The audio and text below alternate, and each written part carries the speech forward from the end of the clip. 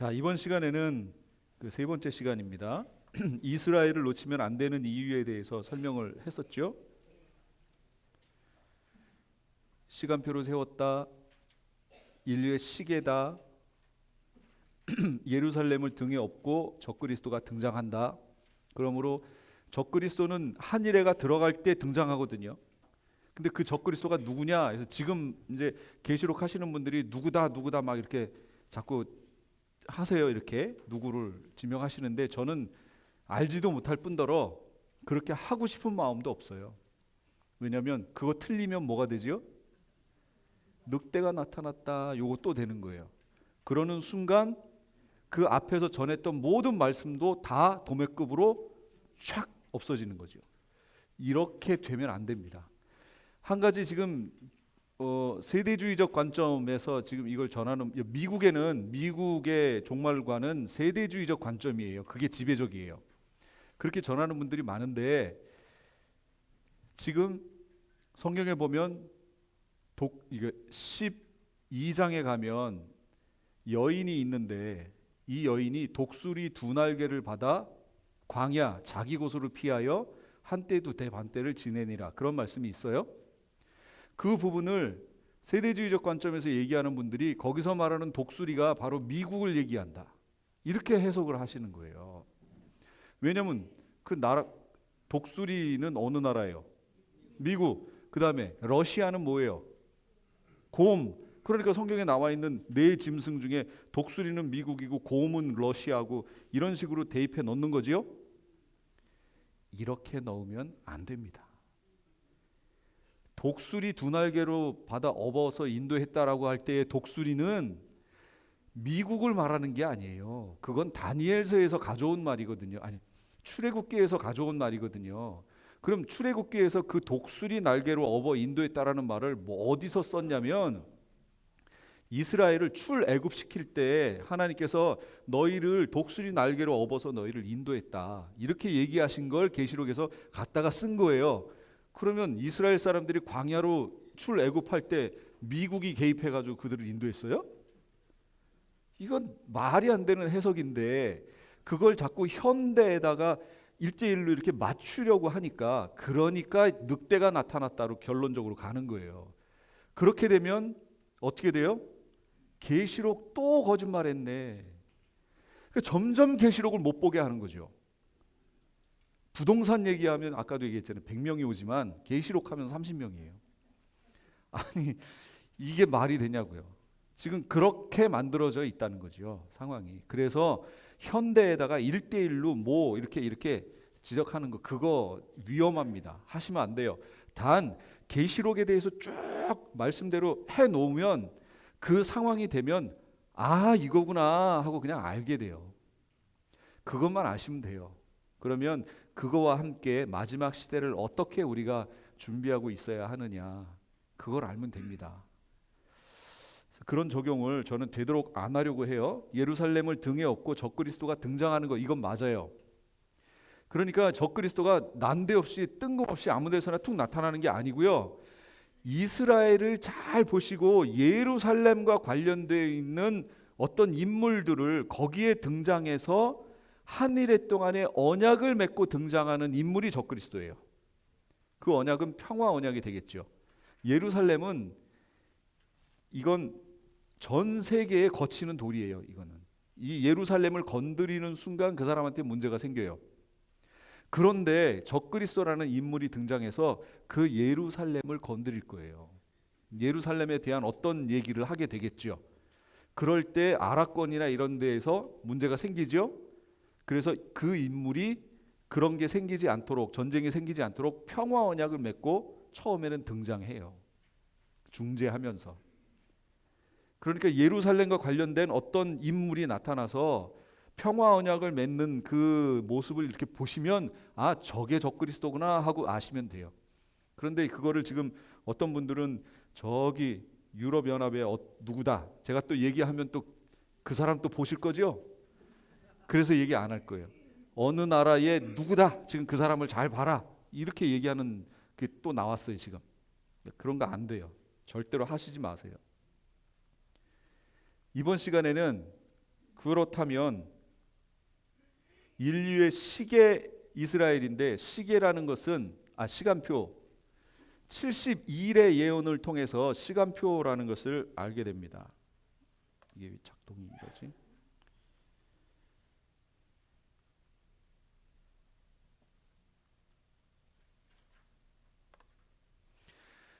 자, 인류의 시간표 이스라엘, 그러면 무엇으로 알 수 있느냐? 70일의 예언이에요. 다니엘서에 나와요. 70일의 예언을 통해서, 이 70일의 예언은 이스라엘에게 주신 예언인데, 이걸 통해서 인류 역사가 지금 어느 위치에 와 있는지를 가늠할 수 있다. 그러므로 우린 이스라엘을 놓치면 안 된다. 그런데 대체 신학은 뭐예요? 우리가 이스라엘이다 해서 이걸 이스라엘을 대체해 버렸잖아요. 그렇게 해석하면 성경에서 예수님이 말씀하신 때에 맞는 양식을 나눠줄 자가 누구냐 할 때 그 때를 찾을 수가 없어요. 없어져요. 자, 70일의 예언은 뭔지 보세요. 다니엘의 70일의 예언, 다니엘 9장 24, 27절인데 이 내용이 그거예요. 예루살렘을 중건하라라는 영이 날 때부터 기름 부음을 받은 자 곧 왕이 일어나기까지 7일에와 62일에가 지날 것이고, 그 곤란한 동안에 성이 중건되어 광장 거리가 세워질 것이고, 62일에 후에 기름 부음 받은 자 메시아가 끊어져 없어질 것이고, 장차 한 왕의 백성이 와서 그 성읍과 성소를 무너뜨리려니와 그의 마지막은 홍수에 휩쓸림 같을 것이며, 또 끝까지 전쟁이 있으리니 황폐할 것이 작정되었느니라. 이 예언이에요. 그리고 그가 장차 많은 사람들과 한일의 동안의 언약을 굳게 맺고 말하는, 여기 이 그가가 바로 적그리스도예요. 적그리스도가 장차니까 앞으로죠. 앞으로 많은 사람들과 더불어 한일의 동안의 언약을 7년 언약을 맺고 등장해요. 그리고 적그리스도가 그 이래의 절반에 제사와 예물을 금지할 거예요. 7년의 중간이니까 전 3년 반 지나고 후 3년 반 들어가는 그 시점이지요. 거기에 가서 제사와 예물을 금지할 거예요. 그러면 이 예언은 누구에게 하신 거예요? 이방인에게 하신 거예요? 이스라엘에게 하신 거예요? 이스라엘이죠. 지금 다니엘한테 얘기한 거 아니에요. 이스라엘에게 예언한 거죠. 그래서 이 예언은 인류의 시간표다라고 얘기하는 거예요. 이스라엘이. 그런데 제사와 예물을 금지할 것이며, 이스라엘이 제사와 예물을 드리는 곳이 어디예요? 시나고기예요? 회당이에요? 회당에서 제사하나요?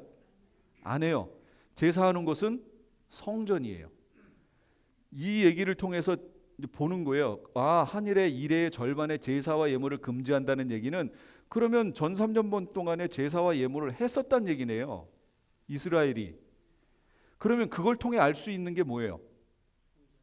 성전이 있구나라는 걸 알 수 있죠. 성전이 존재하는구나. 또 포악하여 가증한 것이 날개를 의지하여 설 것이며, 이거 아까 얘기했던 거죠. 예수님이 다니엘이 말한 바 멸망에 가증한 것이 거룩한 곳에 선 것을 보거든 얘기하셨잖아요. 그러면 포악하여 가증한 것이 날개를 의지하여 서는데 어디 서냐면 성전에 서는 거예요. 그 얘기예요, 이게. 또 이미 정한 종말까지 진노가 황폐하게 하는 자에게 쏟아지리라. 그래서 7년 환란이에요. 또 다른 말로 7년 재앙이에요. 믿는 이들에게는 환란이고 안 믿는 이들에게는 환란이 아니죠. 그건 재앙이죠. 재앙. 그게 마지막 한일이에요. 그래서 하였느니라 하니라. 결론 7일에 62일에 장차 그리고 한 일에 합해서 70일에가 되는 거예요. 이스라엘 민족을 주인공으로 삼은 시간은 70일이에요. 지금은 이스라엘의 70일의 카운트가 안 되고 있어요. 70일의 카운트가 되려면 뭐가 있어야 되냐면 성전이 있어야 돼요. 그것이 있어야 된다는 것은 어디 가서 알 수 있냐면 이 다니엘서 공부를 하면 나와요. 근데 그거 지금 설명하면 상당히 길어요. 이 이스라엘의 역사 속에 성전이 없었던 때가 2번이에요. 물론 시작도 안 했을 때 그때 빼고 예루살렘 성전이 세워진 후로 성전이 없었던 때가 2번이에요. 언제냐면 안티오쿠스 에피파네스, 그때는 성전이 있었죠. 지금 다니엘서 안에서 대답을 안 하신 거죠? 예루살렘이 이스라엘이 바벨론의 포로가 되어 갔지요. 그때 성전이 어떻게 됐어요? 무너졌어요. 그래서 그때 성전이 없었어요. 수룹바벨을 통해서 제2성전이 세워졌어요. 그 2성전이 쭉 진행되다가 헤롯이 이스라엘의 왕이, 로마 시대의 왕이 되면서 이 수룹바벨 성전을 증축했어요.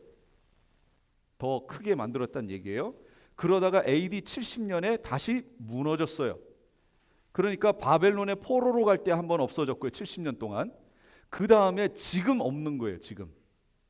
그러면 여기서 말씀하신 이 71의 카운트가 안 돼요. 카운트가 멈춰요. 69일회가 지나갔는데 마지막 한 일에는 성전이 세워져야 카운트가 들어가요. 이건 다니엘서 얘기할 때 얘기를 할게요. 대단히 중요한 얘기입니다. 그래서 70년 포로 생활이라고 하는 것도 대단히 중요해요. 이걸 잘 풀어야 되는데 이걸 상징이라고 그래서 또 말도 안 되는 누구부터 누구 왕부터 누구 때까지로 이렇게 하면서 연도가 70년이 안 맞거든요. 안 맞으니까 뭐라고 하냐면 상징 이러는 거예요. 상징 아니에요. 정확히 70년 나와요. 다니엘서 할 때 이거는 할 거예요. 그래서 7일에는 예루살렘 성을 중건하라라는 영이 날 때부터 성이 중건되어 광장과 거리가 세워질 때까지 이게 7일이에요. 그래서 나머지 62일에는 그 후부터 기름 부음을 받은 자, 기름 부음을 받았다라는 용어가 히브리어로 뭐예요? 그게 메시아예요. 정확히 말하면 마시아흐라는 말이에요. 근데 그게 그냥 우리 그냥 발음으로 그냥 메시아 이렇게 얘기해요. 그래서 저는 그냥 우리 성경에 있는 그리스도라는 표현보다 메시아라는 표현이 저는 개인적으로 더 좋아요.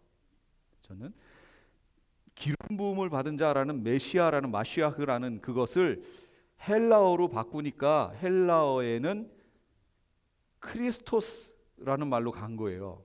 그걸 번역해서 이렇게 간 거예요. 그게 아까도 얘기했죠. 이게 라틴어로 가고 영어로 오고 이렇게 하면서 중국으로 와서 우리한테 올 때 그리스도 이렇게 됐다고 그랬죠.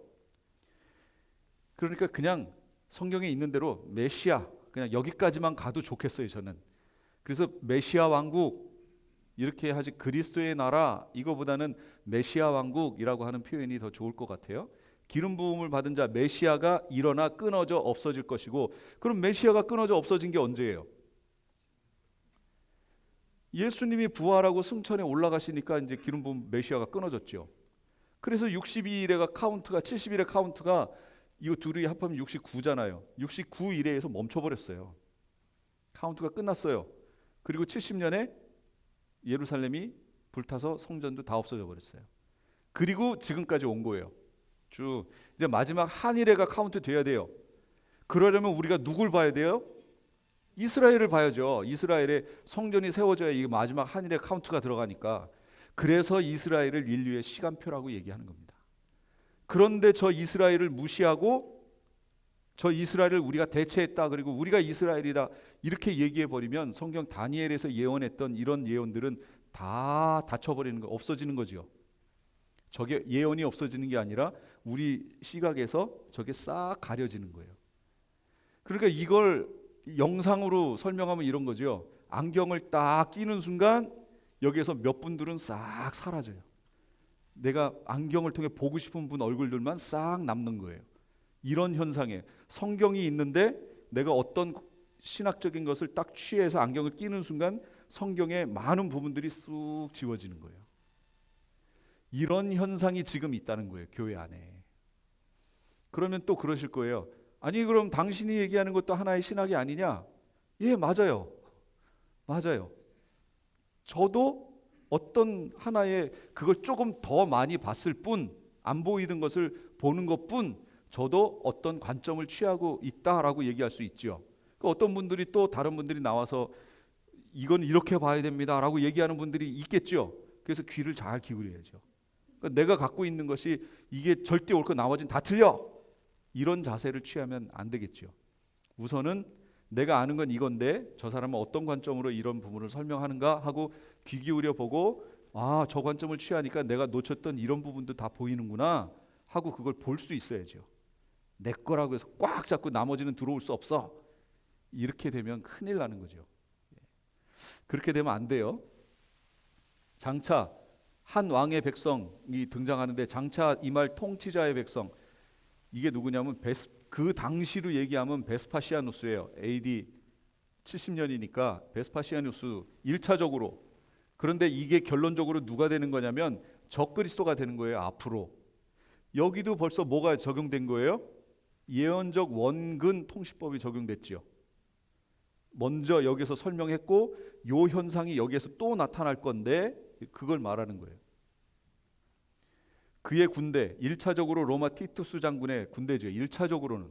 그러나 이것은 적그리스도의 군대입니다. 장차의 기간에 있을 일, 예루살렘과 성전이 파괴돼 장차의 기간이 끝날 때까지 전쟁과 황폐할 것이 작정됐어요. 이게 왜 이렇게 안 되지?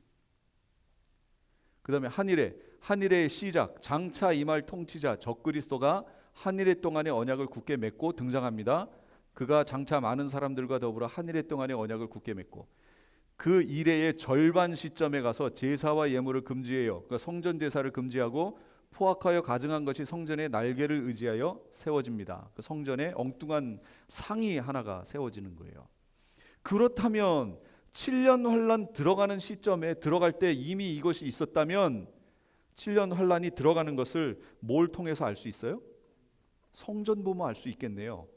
그렇죠? 성전 제사하려면 성전이 있어야 되니까. 그럼 지금 현재 유대인들이 성전을 짓기 위하여 거기에 주춧돌까지 해서 다 갖다 놨고 성전 안에 들어갈 모든 물건까지 다 만들어 놨어요.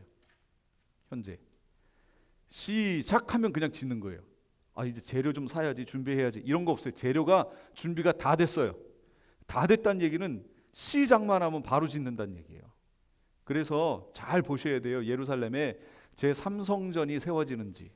어떤 분들은 4성전 얘기하는 분들도 있어요. 그 싸울 일이 아니에요. 왜냐하면 솔로몬 성전, 그 다음에 그것이 무너졌고, 그 다음에 수르바벨 성전이 포로기 동안에 만들어졌잖아요. 이게 형편이 없었어요. 포로기 동안에 만들었기 때문에. 그래서 그 헤롯이 이걸 증축했다고 그랬죠. 그래서 요 두 개를 2성전, 3성전 하고 이제 앞으로 세워질 걸 4성전 이렇게 본다면 4성전이 되는 거고, 이 두 개를 합쳐서 그냥 3성전 하고 2성전 하고 앞으로 세워질 걸 3성전 하면 그 3성전인 거예요. 그러니까 무슨 뭐 숫자 갖고 막 싸우실 일은 아닌 거예요. 그냥 원인만 알면 해결되니까. 그게 세워진다라는 얘기를 들으시면 어떻게 된 거죠? 예, 한일에 들어간다는 얘기고, 한일에 들어간다는 얘기는 7년 환란 들어간다는 얘기예요. 우리가 그 앞에까지 지금 와 있다라는 걸 기억하시면서 신앙생활 하시라는 거예요. 때가 다 됐다. 진짜로 다 됐다. 너무 가까이 왔다. 그가 그 일의 절반의 제사와 예물을 금지하고 포악하여 가증한 것이 날개를 의지하여 서고, 그러므로 너희가 선지자 다니엘이 말한 바 멸망을 가증한 것이 거룩한 곳에 선 것을 보거든. 이거 예수님이 말씀하신 거고, 데살로니가 후서니까 바울이죠. 그는 대적하는 자라 신이라고 불리는 모든 것과 숭배함을 받는 것에 대항하여 그 위에 자기를 높이고 하나님의 성전에 앉아 자기를 하나님이라고 내세우느니라. 하나님의 성전에 앉아 자기를 하나님이라고 내세우는 게 바로 멸망에 가증한 것이 거룩한 것에 서는 거예요. 이 현상이 나타나는 거예요. 그래서 이게 단순히 적그리스도가 등장해서요, 기독교인들에 대해서만 어떻게 신적인 저기를 내가 하나님이다 이렇게 하는 게 아니에요. 이 마지막 시대는 신이라고 불리는 모든 것과 숭배함을 받는 것에 대항하여 일어나는 거예요. 불교, 이슬람, 뭐 다른 여타 종교 있죠. 지구상에 있는 모든 종교, 이것을 숭배하는 사람들에 대해서 적그리스도가 등장해서 내가 그것들보다 위야 라고 등장하는 거예요. 적그리스도가. 기독교에만 적용하시면 안 돼요. 이거 적그리스도는 모든 것 위에 자기를 세워서 자기가 하나님이다 라고 얘기하는 사람으로 등장합니다. 그런데 이 적그리스도는요, 전 3년 반의 모습하고 후 3년 반의 모습이 계시록에서 보면 달라요. 전 3년 반에 등장할 때, 처음 등장할 때 모습은 평화 언약을 맺으면서 자 싸우지 말고 이렇게 등장해요. 그러나 후 3년 반 때의 모습은 완전히 다릅니다. 괴물이에요, 괴물. 괴물, 진짜 괴물이란 얘기가 아니고 그 성향이 그렇다는 거예요. 완전 짐승이에요, 짐승. 그러니까 왜 다르냐? 그건 계시록 때. 그때 얘기할게요. 이래의 끝까지 하나님의 진노가 황폐하게 하는 자에게 쏟아져요. 황폐하는 자에게 쏟아져요. 쏟아진다는 얘기는 7 대접 심판을 우리가 생각해 볼 수 있죠. 대접은 쏟는 거잖아요. 그래서 마지막까지 이 대접이 7 대접이 쏟아지고 마지막 대접이 쏟아질 때 예수님이 위에서 재림하시는 거예요. 그 모습이에요. 그래서 이런 모양이죠. 구약이 지나갑니다. 그러면서 여기 예수님의 초림이 있었어요. 여기에서 승천에 올라가신 거예요. 그러면서 신약이지요. 7일에 62일에가 여기서 끝나고요. 그 다음에 장차라고 하는 이방인의 때, 아까 로마서나 여기 다 보셨죠? 이방인의 충만한 수가 들어올 때까지 라고 하는 그 기간이 장차의 기간이에요. 이방인의 때라는 거예요. 그때가. 그러다가 마지막 한일에, 이게 7년 대환란 얘기하는 거예요. 마지막 한일에가 시작될 때, 이때 이 이래가 시작되고 이때 적그리스도가 여기서 등장해요. 이 부분에서. 그리고 이래의 끝에 가서 여기서 예수님이 재림하시는 거예요. 우리가 여기서 휴거합니다. 그리고 천년왕국이 시작되고 이 끝에 가서 여기 백보자 심판이 있고 그 다음에 천국과 불못으로 갈라져요. 이게 성경에서 얘기하는 거예요. 계시록을 가감하지 않고 계시록 있는 그대로, 이따가 마지막 시간에 보여드리겠지만 있는 그대로 그냥 쭉 보면 이 그림이에요. 그런데 왜 이 그림이 교회에서 얘기를 안 하게 될까요? 이 그림을 편집해 버렸어요. 자기가 맞는 신학으로 이걸 모양을 바꿔버렸다고요. 그래서 아까 제가 얘기했죠. 계시록은 그대로 두고 다른 성경을 가져와서 이렇게 성경을 풀어야 되는 건데 자기 신학적 관점을 갖고 계시록을 잘라버리는 거예요. 그래서 편집을 해버리는 거예요. 계시록을. 이런 관점으로 성경을 보시면 안 돼요. 그게 뭐냐? 그게 무천년적 관점이에요. 그래서 계시록을 7등분을 내버렸어요. 7등분을 내가지고 어떻게 했는 줄 아세요? 이렇게 쌓아버렸어요. 샌드위치처럼. 이렇게 성경 해석하는 게 무천년적 관점이에요. 그러니까 계시록에는 여기에 7년 환란 끝부분에 아마겟돈 전쟁이 있습니다. 아마겟돈 전쟁 많이 들어보셨죠? 천년왕국 끝부분에 곡과 마곡의 전쟁이 있어요. 근데 그걸 어떻게 했어요? 잘라서 그걸 동일선상에다가 이렇게 놔버렸어요. 그렇게 되면 아마겟돈 전쟁하고 곡과 마곡의 전쟁이 뭐가 되는 거죠? 동일한 전쟁이 돼버리는 거예요. 왜 이렇게 만들었어요? 본인들의 신학에 맞춰서 이걸 편집하려니까 그렇게 된 거예요. 이런 식으로 계시록을 난도질을 해가지고 본인 신학에 맞게 편집하면 안 된다고요. 계시록은 그대로 두고 다른 성경을 가져와서 이걸 풀어야 돼요. 왜냐하면 계시록이 결론이잖아요. 그리고 계시록이 전체 모든 사건을 종합적으로 보여주고 있는 건데 이걸 그렇게 편집해버리면 문제가 심각해지지요. 그러니까 엉뚱한 해석으로 넘어갔고 그로 말미암아 가려진 것들이 너무 많은 거예요. 지금. 근데 이거를 설명을 해도 잘 못 알아듣더라고요. 안타깝죠. 이 장차라는 기간을 다니엘은 장차 그랬고 예수님은 이방인의 때가 차기까지라고 표현했고 바울은 이방인의 충만한 수가 들어오기까지라는 말로 표현했어요. 이게 장차예요. 지금 우리는 여기 살고 있는 한일을 지금 바라보고 있습니다. 여기서 기름 부음 받은 자는 메시아라는 뜻이에요. 그리고 이스라엘은 이때 마지막 한일의 때 회심해요. 왜요? 이거 이스라엘에게 주신 시간이잖아요. 그러니까 이스라엘이 이때 회심해요. 그런데 전 3년 반 동안에 회심하지 않아요. 전 3년 반 동안에는 적그리스도한테 속아요. 평화 언약을 맺고 등장한다고 그랬잖아요. 또 그 적그리스도가 출처를 보니까 유대인일 가능성이 되게 높아요. 성경을 보면. 그러니까 자기 민족이지요. 거기서 전 세계의 평화 언약을 맺고 등장하지요. 그러니까 처음에 속아요. 어떻게 속아요? 메시아구나 하고 속습니다. 왕적 재림하시는 메시아는 왕 같은 메시아라고 그랬잖아요. 그런데 그 어떤 인물이 등장해가지고 자기 민족이 풍전등화와 같은 상황 속에서 자기 민족을 딱 커버해 버리는 거예요. 그러면서 예루살렘에서 딱 등장하니까 오해한 거예요. 속아 넘어갔어요. 후 3년 반 가서야 이들이 회개해요. 그게 스가랴서에 있는 거예요. 예수님이 오실 때 예수님의 이들에게 회개의 영을 주셔서 이들이 그때 깨닫고 장자를 잃은 것처럼, 독자를 잃은 것처럼 그렇게 슬피 운다고 그랬죠. 그런 회개의 눈물이 이제 터지는 거예요. 그런데 이스라엘 전체가 회개하느냐? 아니에요. 그런 일은 없어요. 그럼 어떻게 될까요? 스가랴서에 정확히 나와요. 3분의 1이에요. 3분의 2는 그냥 망해요. 그리고 3분의 1이 회개하고 돌아와요. 정금과 같이 돌아옵니다. 이스라엘에. 스가랴 12장부터 쭉 읽어보세요. 거기 나와요. 데살로니가 후서 2장 6, 7절 너희는 지금 그로 하여금 그의 때에 나타나게 하려 하여 막는 것이 있는 것을 아나니 불법의 비밀이 이미 활동하였으나 지금은 그것을 막는 자가 있어 그 중에서 옮겨질 때까지 하리라. 자기 때가 있다는 거죠. 적그리스도가 나타나는 때가 있어요. 그때까지 막는 자가 있어. 그럼 여기 막는 자가 누구예요? 우리말에 좋은 점이 있어요. 이렇게 써놓으면 모르는데 다른 번역에서는 막는 분이 있어 이렇게 나왔어요. 딱 이제 알죠? 이게 우리말이 가진 장점이에요. 성령 하나님이 막고 계신 거예요.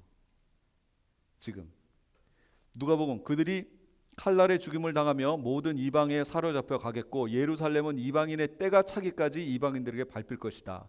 로마서에는 이방인의 충만한 수가 들어오기까지 이스라엘의 덜어는 우둔하게 됐다. 충만한 수가 들어오면 이스라엘의 우둔함이 풀어진다. 그래서 한일회가 들어가서 결국 그들이 회개에 이른다. 지금 그 성경이 그거 말하는 거예요.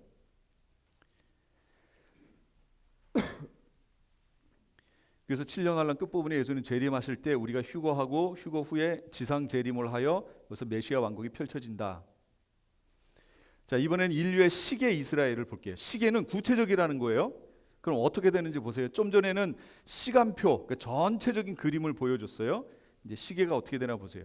이거는 성경에 있는 내용들 제가 그냥 정리한 거예요. 한번 쭉 그냥 보세요. 설명 안 할게요. 설명하면 길어지니까. 천지 창조, 그 후에 노아 홍수, 그 다음에 아브라함을 택하시고 애굽에 종살이했고, 그 다음에 출애굽했고, 그 다음 여호수아를 통해 가나안 입성했고, 아까 우리 이 내용들 봤잖아요. 이거 말세를 만난 성도들에게 본보기로 기록된 거예요. 구약 얘기 아니에요. 지금 우리 얘기하는 거예요. 그 다음에 북이스라엘 남유다로 갈라졌고, 그 갈라진 상황 포로기에 70일의 예언의 말씀을 다니엘이 들었고, 그 다음에 이제 포로 귀환이 일어났고 1차, 2차, 3차 수룹바벨을 통해 에스라를 통해 느헤미야를 통해 그래서 여기 70일의 예언 중에 예루살렘 성을 중건하라라는 영이 날 때부터 그랬잖아요. 1차 수룹바벨을 통해서는 성전을 재건했어요. 성전 재건. 그래서 수룹바벨 성전 그러는 거예요. 그 다음에 에스라를 통해서는 말씀 회복 운동이 일어났죠. 그 다음에 느헤미야를 통해서 성벽을 재건했다는 얘기는 그 성을 중건했다는 얘기죠. 그러니까 70일의 예언은 누구부터 시작되는 거예요? 느헤미야 포로 3차 귀환 때부터 얘기하는 거예요. 그때부터 70일회를 계산해야 되는 거예요. 그 다음에 쭉 그 시대가 가면서 예수님의 초림이 있었고요.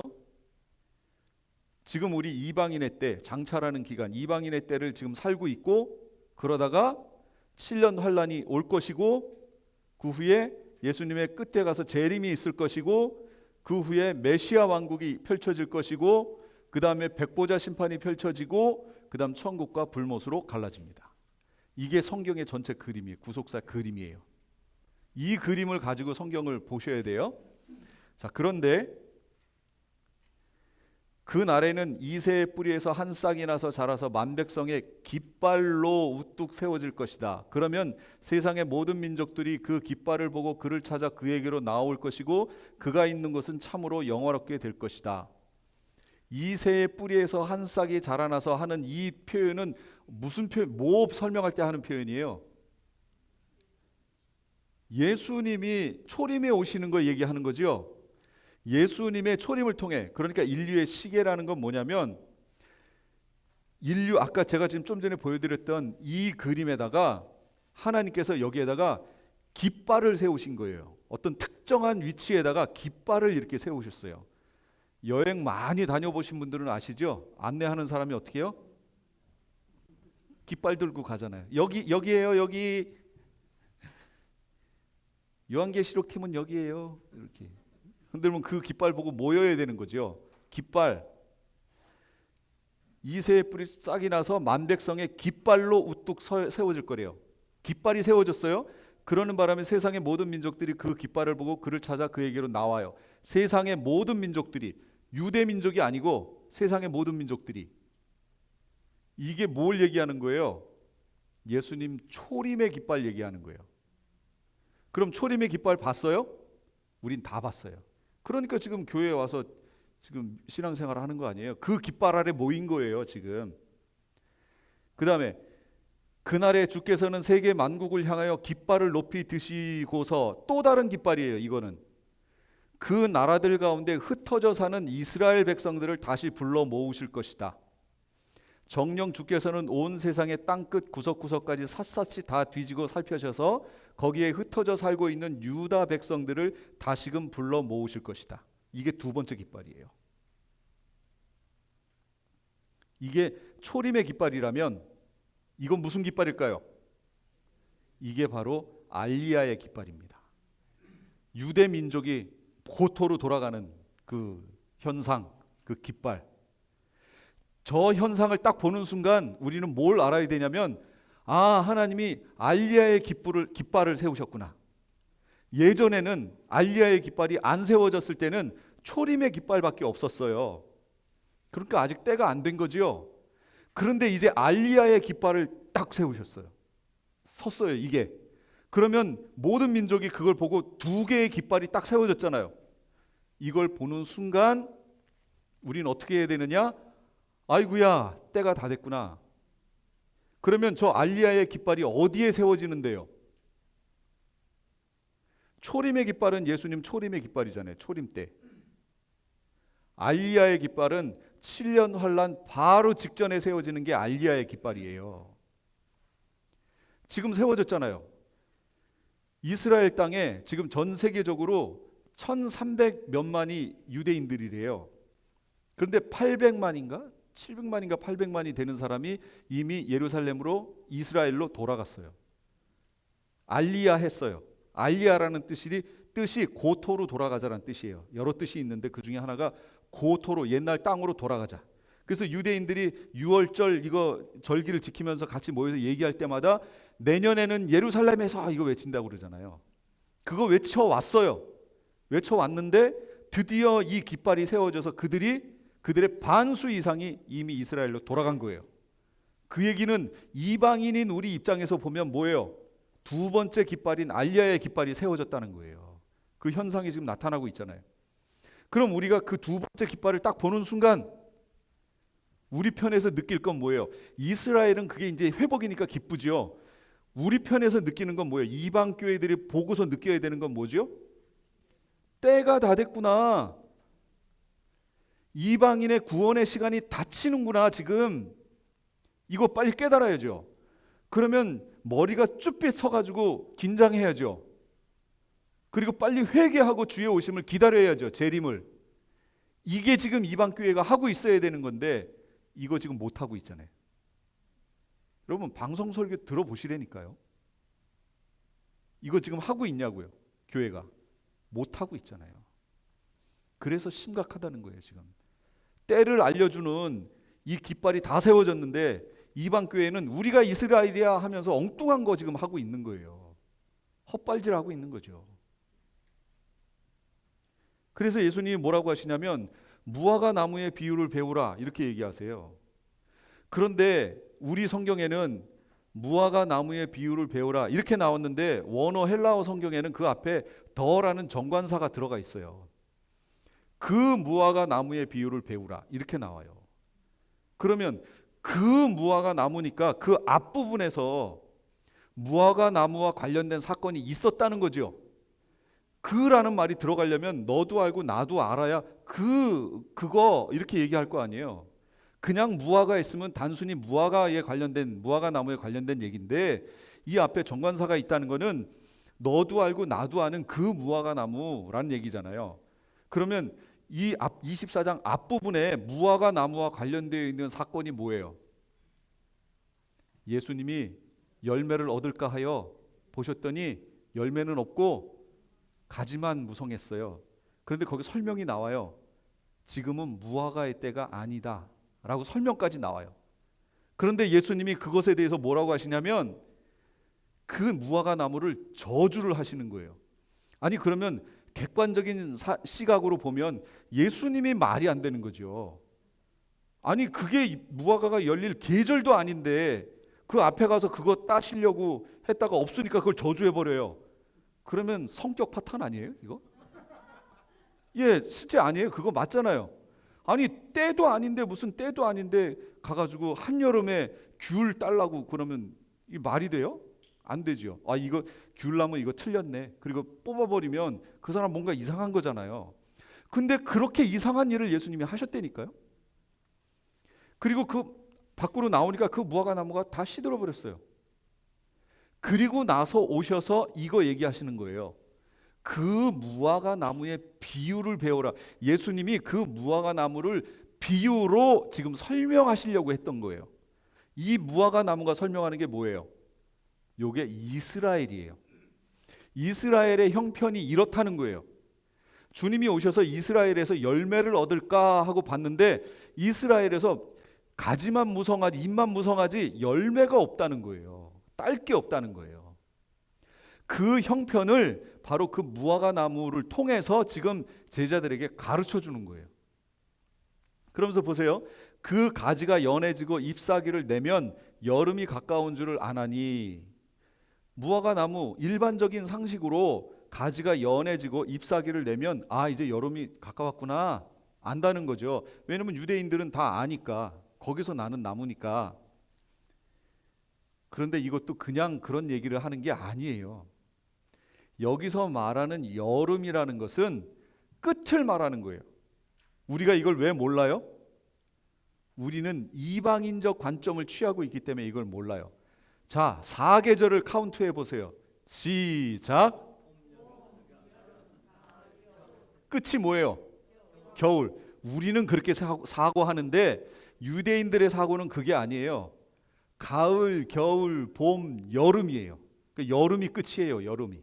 그 해의 끝이 여름이에요. 여름이 가깝다라는 얘기는 세상 끝이 온다. 그거 지금 얘기하시는 거예요. 어떻게 되면 그 가지가 연해지고 잎사귀를 내면 끝이 온다. 이거 얘기해 주시는 거예요. 그러면 그 가지가 무슨 가지가? 무화과 나무가. 아까 무화과 나무 어떻게 만들었죠? 저주하셔서 다 시들어 버렸잖아요. 거의 거반 죽게 됐어요. 죽게 됐는데 그 가지가 연해지고 잎사귀를 내기 시작하면 어떻게 된다고요? 끝이 가까이 된다. 그걸 알아라.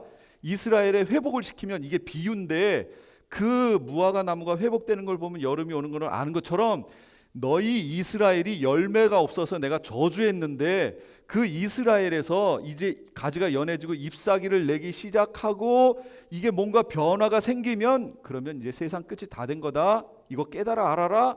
지금 얘기하시는 거예요. 이게 무화과 나무 비유예요. 이와 같이 너희도 이 모든 일을 보거든. 갑자기 뜬금없이 뭐 이와 같이 이 모든 일을 보거든 그래요? 이 모든 일을 설명하셨어요. 인자가 가까이 곧 문 앞에 이른 줄 알라. 벌써 이 말을 통해서 병행법적으로 여기 동의적 병행법이라고 그래요. 평행법이라고 얘기하는 거예요. 이게 한 문장에서 절반의 앞부분에 얘기했던 것이 똑같은 의미를 표현을 바꿔서 여기서 또 한번 반복하는 것. 이걸 동의적 평행법이라고 얘기해요. 이건 구약 성경이나 신약 성경에 많이 나와요. 특히 시편에 많이 나와요. 어찌하여 민족들이 허사를 경영하는고 세상의 군왕들이 나서며 하나님의 기름 부음 받은 자를 대적하는도다. 같은 표현인데 같은 내용인데 표현을 다르게 한 거예요. 동의적 평행법. 그러니까 여기에서 지금 앞에 하는 그 가지가 연해지고 잎사귀를 내면 여름이 가까운 줄 아나니 라고 하는 요 내용이 뭐냐? 이 모든 일을 보거든 인자가 가까이 곧 문 앞에 이른 줄 알라 이거예요. 세상 끝 얘기하는 거예요. 지금 무화과 나무 얘기하시는 게 아니에요. 예수님이 세상 끝 얘기하고 있는데 어떻게 알아들어요? 자꾸 무화과나무 얘기하는 것처럼 알아들어요. 설교도 그렇게 되잖아요. 말이 안 돼요. 내가 진실로 너희에게 말하노니 이 세대가 지나가기 전에 이 일이 다 일어나리라. 이것 때문에 해석의 문제가 많지요. 여기서 말하는 이 세대가 무슨 세대인가요? 여러분, 이 무화과 나무의 비유 요 부분을 성경을 계속 읽으면서 뭘 연상을 계속 물음을 던지면서 읽으시냐면 이 세대가 뭔가에 대해서 질문을 하면서 이 부분을 계속 반복해서 읽어보세요. 제가 그렇게 했어요, 실제로. 대체 이 세대가 무슨 세대 얘기하는 거야? 계속 반복을 했어요. 그러다가 결론이 났어요. 이제 이것부터 볼게요. 이 모든 일을 보거든이라고 얘기하셨어요. 그러면 이 모든 일이 뭔가 보세요. 2절에 돌 하나도 돌 위에 남지 않고 다 무너뜨려지리라. 4절에 사람의 미혹을 받지 않도록 주의하라. 난리와 난리 소문 민족이 민족을 나라가 나라를 대적하여 일어나겠고 곳곳에 기근과 지진이 있으리니 너희가 내 이름 때문에 모든 민족에게 미움을 받을 것이다. 거짓 선지자가 많이 일어나 많은 사람을 미혹하겠으며 불법이 성함으로 많은 사람의 사랑이 식어지고 천국 복음이 모든 민족에게 증언되기 위하여 온 세상에 전파되리니 그다음에 선지자 다니엘이 말한 바 멸망에 가증한 것이 거룩한 것에 선 것을 보거든 그때에 큰 환란이 있겠습니다. 거짓 그리스도들과 거짓 선지자들이 일어나 큰 표적과 기사를 보여 할 수만 있으면 믿는 자들도 미혹해 하리라. 이 모든 일을 본다. 뭐예요? 지금 여기서 설명했던 일들 얘기하는 거예요. 이런 일들을 너희가 보거든 그 앞에 무화과나무 비유 얘기했던 마지막 때가 된 것을 알아라 그 얘기예요. 그러면 지금 우리가 여기서 이 모든 일을 보거든 그랬으니까 보여주신다는 얘기죠. 그럼 보세요. 여기에 돌 하나도 돌 위에 남지 않고 다 무너뜨려지리라. 이 현상이 나타나려면 뭐가 있어야 돼요? 성전이 있어야 돼요. 이거 보셨어요? 우리 눈으로 못 봤죠. 예, 그건 옛날 얘기고 우리는 못 봤잖아요. 사람 미혹 이거 보셨죠? 난리와 난리 소문, 지금 난리와 난리 소문 많죠? 지금 러시아하고 우크라이나 전쟁에서부터 해가지고 그 다음에 일본에서 이상 기온 현상 나타나는 거 지금 계속 들으시나요? 눈이 오는데 동해를 통해서 이 기류가 흘러가는데 한국만 빼고 거기에서 눈구름이 생겨가지고 일본에 폭설을 날리고 가는 거예요. 그리고 여름에 찾아와야 될 태풍이 난데없이 이 겨울에 찾아와서 일본을 그냥 지나가 버리고 막 이런 현상이 지금 난리와 난리 소문이 곳곳에 있죠. 화산은 원래 산에서 폭발해야 되는데 지형상 산 쪽이 이 지형이 얕기 때문에 여기에서 폭발해야 되는데 그냥 도심지에서 마그마가 흘러나와요. 지금 일본이 그렇다고요. 난리와 난리 소문, 민족이 민족을 나라가 나라를 대적하여 일어나요. 뭐예요? 전쟁이죠. 전쟁. 곳곳에 기근, 지진 지금 막 일어나죠. 너희가 내 이름 때문에 모든 민족에게 미움을 받고 거짓 선지자가 많이 일어나고 많은 사람 미혹하고 불법이 성하고 많은 사람의 사랑이 식어지고 사람들이 지금 한국에 와가지고 자꾸 실험하는 게 뭐예요? 아니 이 진짜 한국 사람들이 지하철에다가 무슨 물건 놓고 가면 자기들이 안 가져가고 주인에게 돌려주나?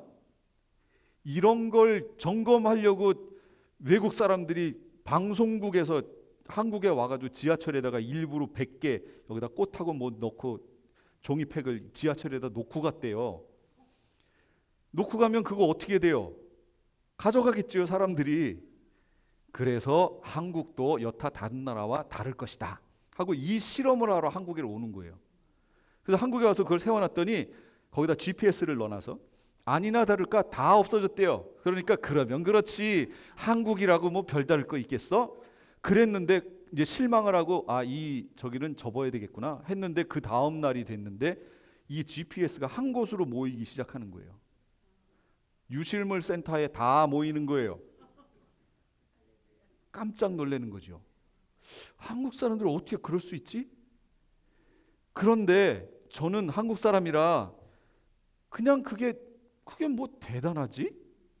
그냥 카페에 갔는데 내가 뭘 시키려고 여기 뭐 하다가 여기 컴퓨터가 놓고 이렇게 하다가 뭐 시키려면 그냥 가서 한국에 가면 그냥 시키고 이렇게 오잖아요. 너무 자연스러운 일 아니었어요? 내가 자연스럽다고 생각했던 것이 다른 나라들에서는 자연스러운 게 아닌 거였어요. 여기 카페에서 그렇게 했다간 다 없어져요. 순식간에 없어져요. 브라질에 있는 걸 봤더니요, 브라질 버스가 있는데 창문을 조금 요만큼 열어놓고 그 안에서 어떤 여성이 핸드폰을 이렇게 보는 거예요. 그런데 어떤 남자애들이 이렇게 하고 오더니 붕 뛰어서 핸드폰 뺏어서 도망가요. 뛰지도 않아요. 하고 가요. 그러니까 이 안에 있던 여성이 어떻게 해요? 근데 어떻게 해? 차는 가고 자기 눈 뜨고 그냥 뺏기는 거예요. 이런 일이 지금 이 남미는 뭐 말할 것도 없고 유럽도 마찬가지고요. 내 건데 내 거라고 얘기도 못해요. 잘못 얘기했다가는 해코지 당할까 봐. 이런 사고를 갖고 있던 사람들이 한국을 보면 대단한 거죠. 그 상황이. 그런데 제가 보기에는 그게 대단한 게 아니거든요. 너무 당연한 거였잖아요. 당연한 게 당연하지 않은 것처럼 돼버렸어요. 세상에 그런 현상들이, 불법이 성함으로 사랑이 식어지는 현상들이 전 세계를 강타하고 있다고요 지금. 근데 그게 안 좋다는 것도 몰라요. 당연한 것처럼 해요. 근데 희한하죠. 남미는 천주교가 세력이 강한 곳이잖아요. 근데 왜 그러죠? 제가 여기 저 버뱅크인가 그쪽에 무슨 큰 가전 제품 이런 걸 파는 데가 있어요. 그래서 거기에 무슨 툴이, 전기 관련된 툴이 거기서 판다고 하길래 거기를 갔어요. 갔다가 차를 세워놓고 이제 출발해야 되잖아요. 출발을 하려고 하니까 어떤 여성이 여기 와가지고 저한테 돈을 좀 달래요.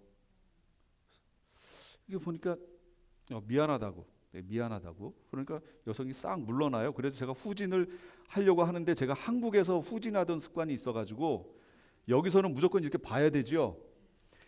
이렇게 운전하고 이렇게 보면 안 보이는 데가 어디예요?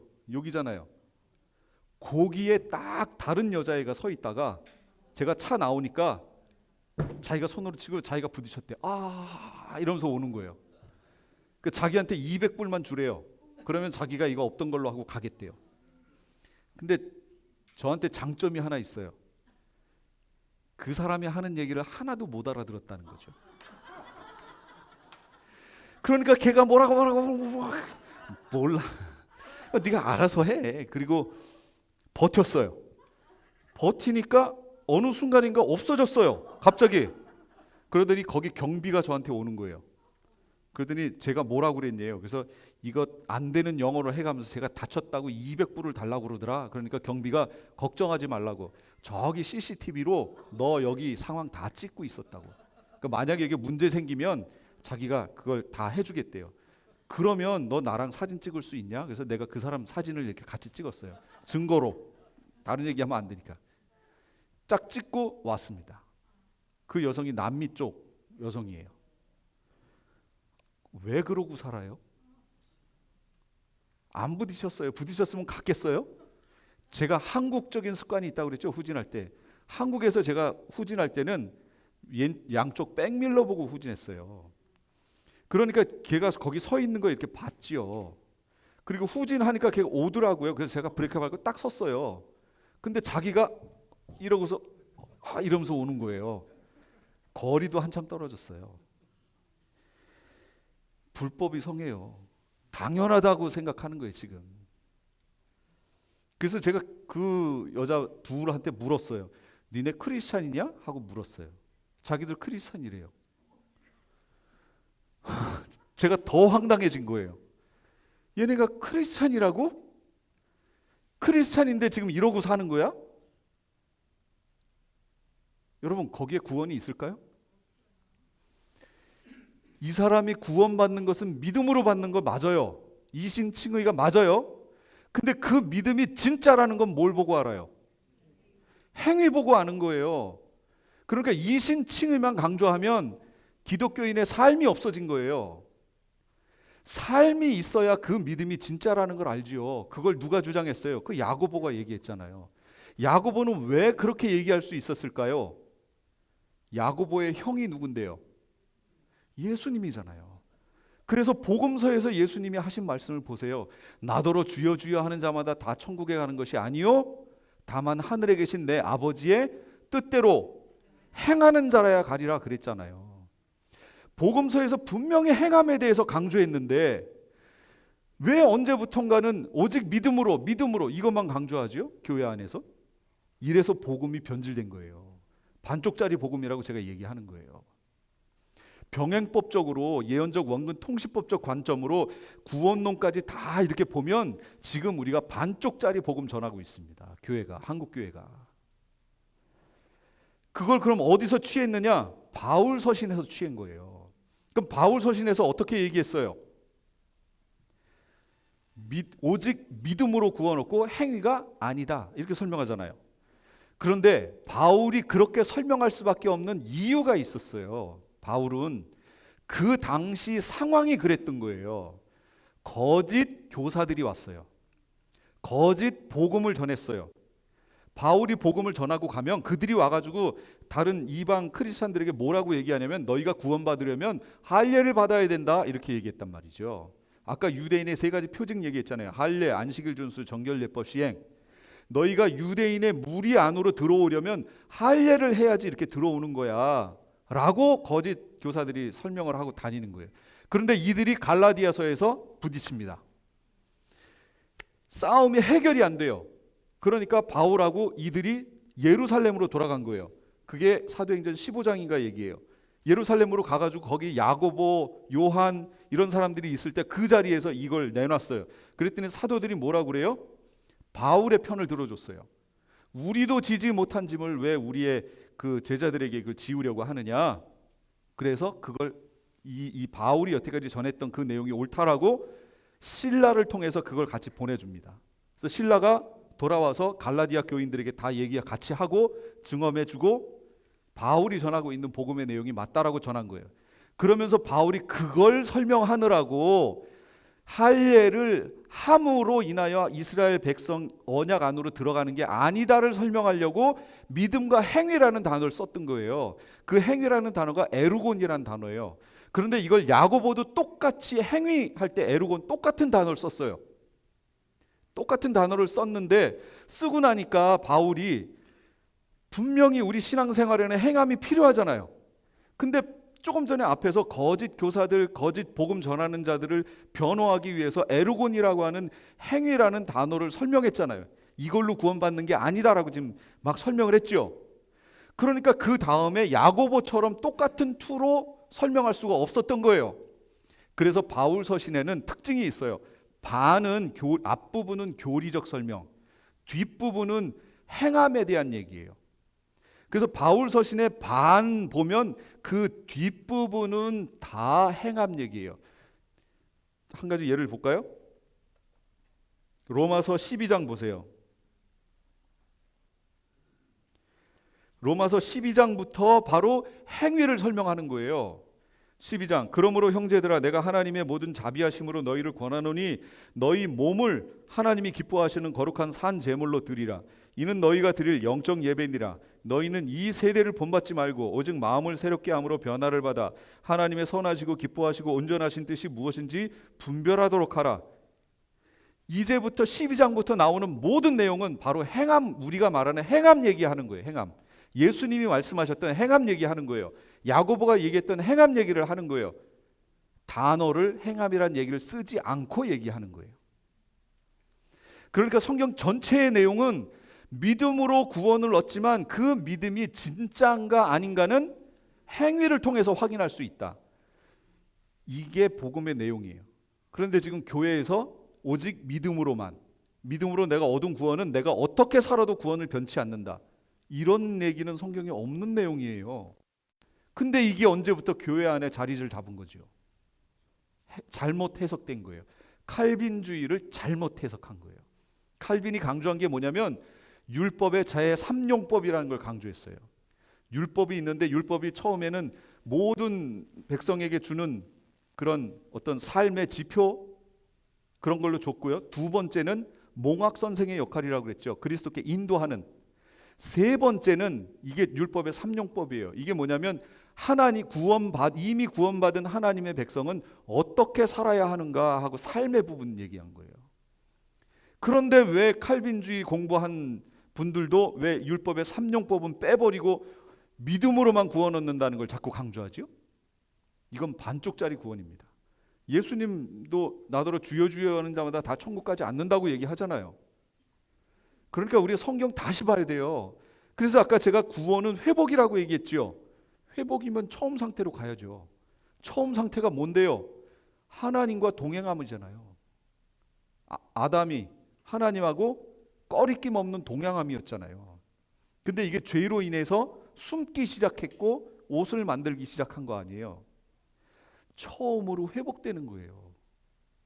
우리 성경을 다시 봐야 돼요. 그래서 이런 현상들이 큰 표적과 기사를 보여 거짓 그리스도들 선지자들이 나타나서 이런 일을 할 거예요. 그러니까 무슨 아주 놀라운 어떤 현상들이 나타난다고 하여 거기에 현혹돼서 그쪽으로 넘어가시면 안 돼요. 넘어가시면 나중에 헤어나오지 못하는 상태까지 넘어갈 겁니다.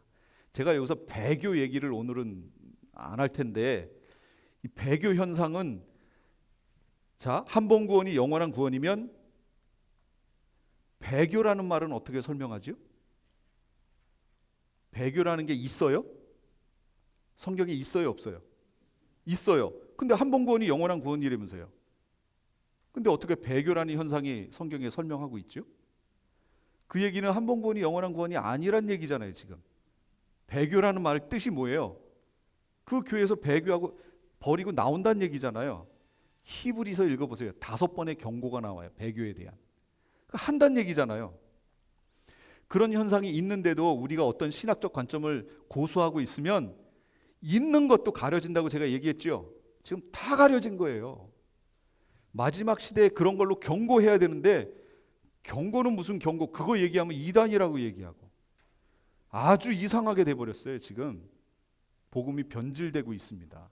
거짓 그리스도들, 거짓 선지자들 많이 일어나요. 또 표적과 기사로 미혹하는 사람들도 많아요, 지금.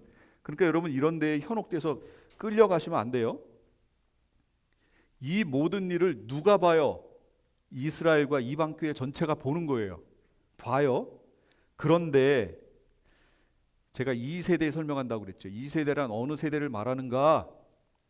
이 모든 일을 본 세대를 얘기하는 거예요. 이 모든 현상을 본 그 세대를 말하는 거예요. 이 모든 현상을 본 그 세대가 다 가기 전에 예수님이 오신다고 얘기했잖아요. 그럼 지금 우리는 나머지는 다 봤어요.